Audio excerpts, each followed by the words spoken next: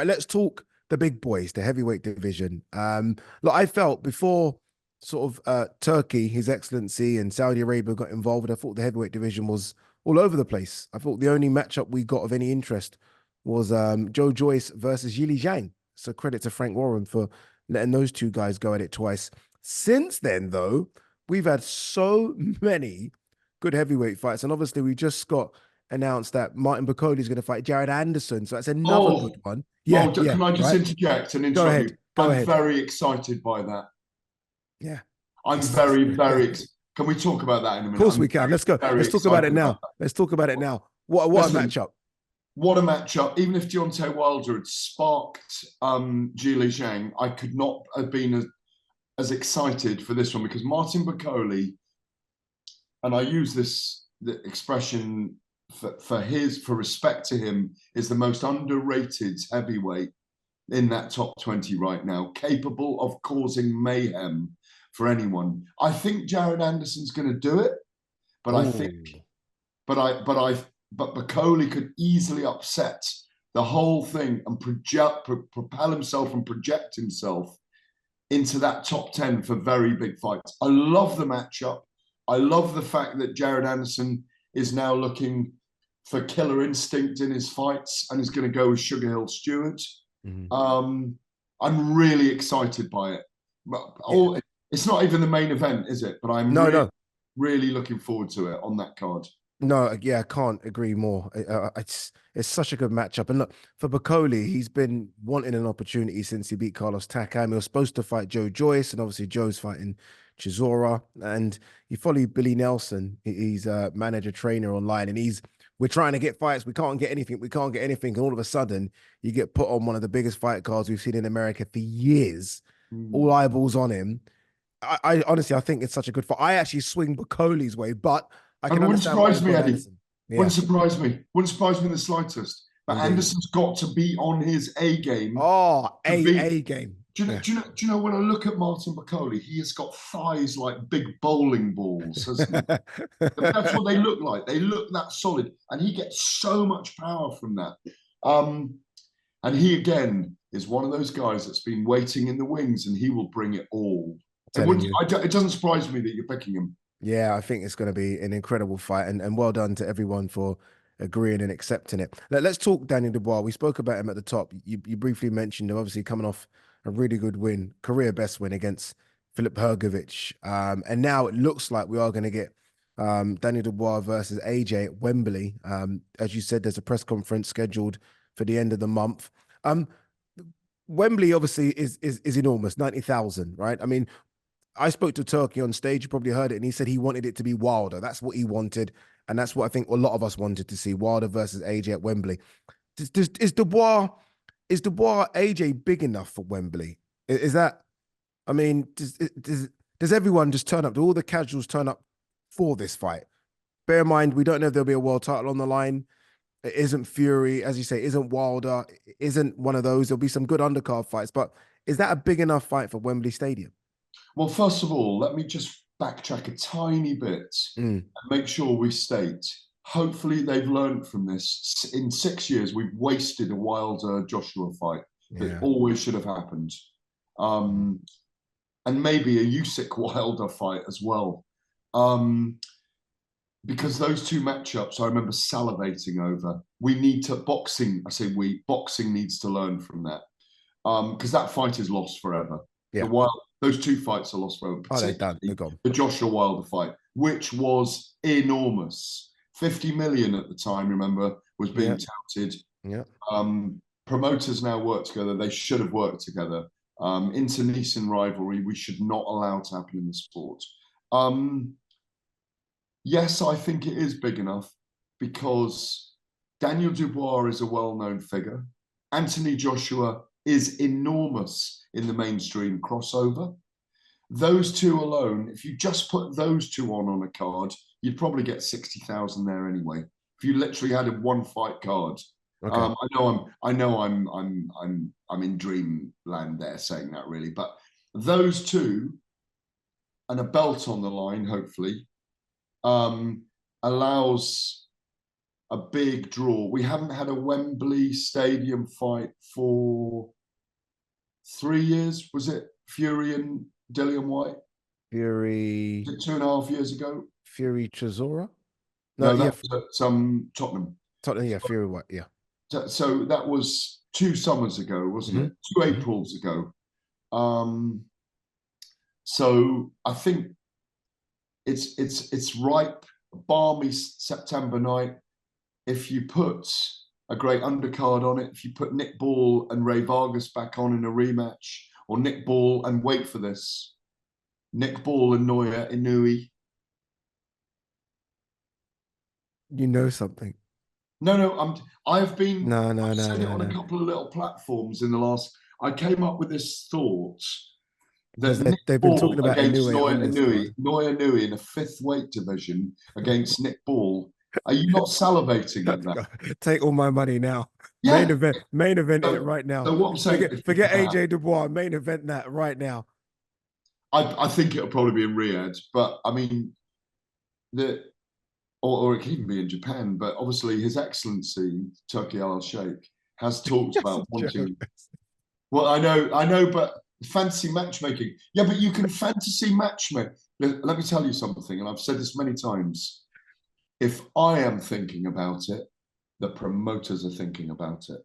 And if it works in my head, it works in their head. And if the figures are right, those kind of fights happen. Nick Ball is the perfect style to test Naoya Inoue at featherweight.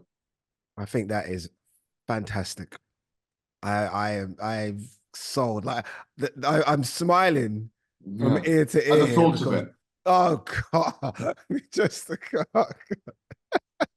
That is fantastic. And if they Nick weren't Ball thinking versus about it till Inoue. now, when they watch this, they will be thinking about it. That is so good. That is so good. Oh man, I'm so happy for Nick Ball for getting his opportunities. Yeah. But And back to obviously, reality. going back to Back reality. to Yeah, reality. I think we're right for a big Wembley show. Fans are saying, "Oh, we can't get out to Saudi Arabia. There's too many big fights there." I think they will do 110,000 there if yeah, it's possible. yeah. And there's a lot of talk now about Fraser Clark versus Fabio Wardley 2 being on it. You mentioned Hamza Shiraz as well. I think he's going to go as big as humanly possible for this one, just because, as you say, there's been a lot of fans. Look, we love what's going on in Riyadh, but there have been fans saying, "Oh, let's have that Riyadh money over here and let's put on a Super Bowl, if you like, card over here." So I think they're going to go Super Bowl-esque, incomparable to what they're doing in LA for Crawford and Majimov. I think they're going to do exactly the same here. Yeah, I completely agree with you. And all I would say is to those people that are unhappy about it, obviously we go there to work, and we're very intrigued by the intensity of the actual fights. Try and do a visit there to an event, because there's a lot of big voices saying a lot of things about the Saudi Arabian events and the lack of atmosphere, but there is an atmosphere. It's just different, and it will change in time, and it will definitely change in time anyway. And if you go back 3 weeks or 4 weeks to Fury and Usyk, we were all out. The atmosphere was incredible. Then fast forward 2 weeks, and obviously the Fury Usyk fight was delayed, so they were very close together and concertinaed together. When you got 10,000 in a 30,000 covered football stadium, of course it's going to sound echoey. Yeah, no, Just I go and agree. experience it, is what I say. Yeah, I think I agree. I think you first of all, it's different types of fan bases. You watch Inoue fights. I mean, he sells out stadiums. They're not screaming and shouting. Every fan base reacts differently to fights. Not everything's going to be like a Ricky Hatton fight or a fight in Vegas. Fans are different all over the world. So yeah, go and experience it. We're lucky to have been out there a few times, and we can understand that the fans are different, and they are Cultural understanding the sport. appropriatism, that's what I say. Yeah, that's it. Sometimes I feel like they're just there appreciating it rather than getting involved. But it will come. It will come. Sticking with the heavyweights, let's hear from AJ's promoter, Eddie Hearn. He's spoken this week about the potential of an Usyk Fury trilogy and says that won't happen because AJ will fight the winner of Usyk Fury. I don't think so. Why is that? Because I think that, everything that we're hearing from His Excellency is about the potential of AJ fighting the winner of Fury Usyk if he wins in September. And let's be honest, if Fury wins you know, becomes undisputed or unified again, we have to make the AJ fight. We just have to. AJ wants his shot at undisputed. So, you know, either way, we've got to try and get there. He'd love an opportunity to have another crack at Usyk. You know, it's 2-0 and it's a difficult task, but he feels he's in a much better place now. And of course, he'd love a shot at Tyson Fury as well. So, listen, heavyweight boxing in a fantastic place. Eddie Hearn there speaking about the fact that it should be AJ in line rather than an Usyk Fury trilogy. And he is right, isn't he? As much as the first fight was amazing, incredible, so much so we're desperate to see the second fight with Usyk Fury. We do want to see AJ somehow get involved again with those if he were to come past potentially the Daniel Dubois fight. Yeah, I mean, it makes sense that that AJ fights the winner. We'd love it to be. I mean, we'd love it to be Fury because he's fought Usyk twice. But it will be a Usyk trilogy if I think it will be a Usyk trilogy if Fury loses to Usyk for a second time, because I'm not sure he'll want to go on. He's got more money than he'll ever need. Yes, they'll try and tempt him back, and maybe they will. Maybe I'm wrong, but I just, knowing Tyson like I do, I'm not sure, and his family and people around him, I'm not sure they want him to go on forever. But for 100 million's being dangled there to fight Joshua, even if he's lost, and it's back at Wembley or it's out, and that's the richest fight in the sport.